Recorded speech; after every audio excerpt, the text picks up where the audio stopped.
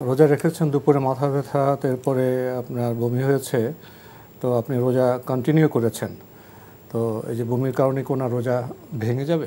না, আলহামদুলিল্লাহ আপনার রোজা হয়ে গিয়েছে।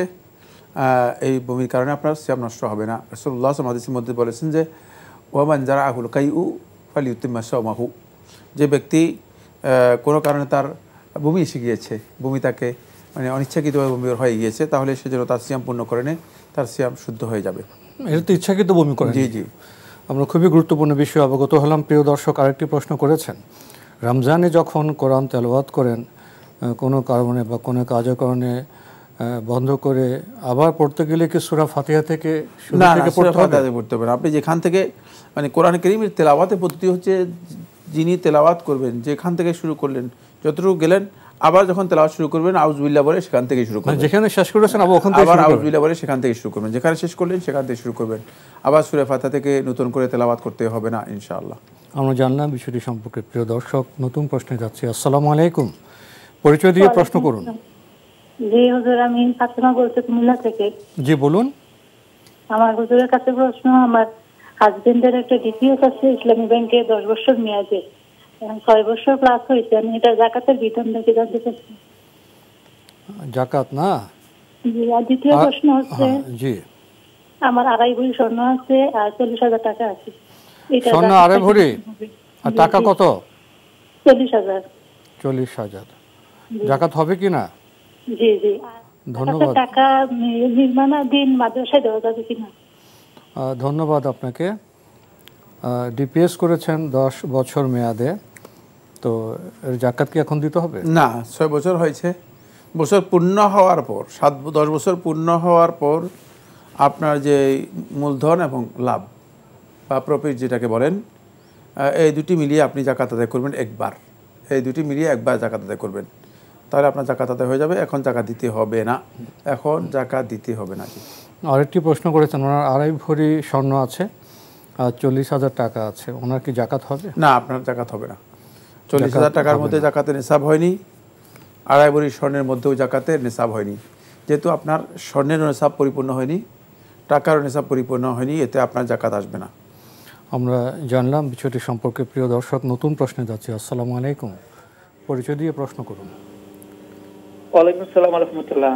আমি আলিফ বলছিলাম ঢাকা থেকে। জি বলুন। আমার প্রশ্ন হচ্ছে, আমরা তো জানি, একটা হাদিস জানি যে ফরজের যদি ইকামত হয়ে যায় তাহলে কোনো সুন্নাত সালাত নেই।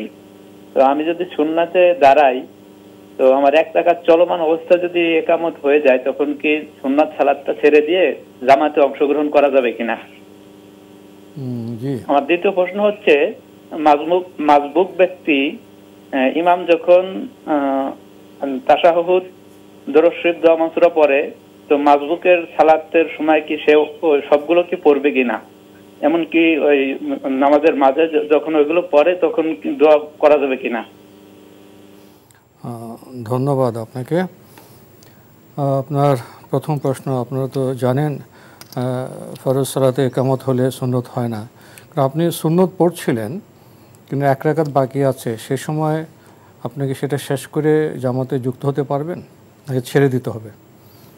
হ্যাঁ, আপনি যখন ইকামত হয়ে যাবে তখন আপনি সালাম ফিরিয়ে আপনি ইকামতের অনুসরণ করে জামাতে যুক্ত হয়ে যাবেন। পারবো কি না সেটা না, জামাতে যুক্ত হয়ে যাবেন, কারণ আপনার আর নফল সালাতের এখানে সুযোগ নেই। রাসূলুল্লাহ সাল্লাল্লাহু আলাইহি ওয়াসাল্লাম সূরা নাসাইর হাদিসের মধ্যে বলেছেন, ইজা উকিমাতিস সালাতু ফালা সালাতা ইল্লাল মাকতুবা, যখন ফরজ সালাতে ইকামত হয়ে যায় তখন লা সালাতা ইল্লাল মাকতুবা, ফরজ সালাত ছাড়া আর কোনো সালাতই নেই।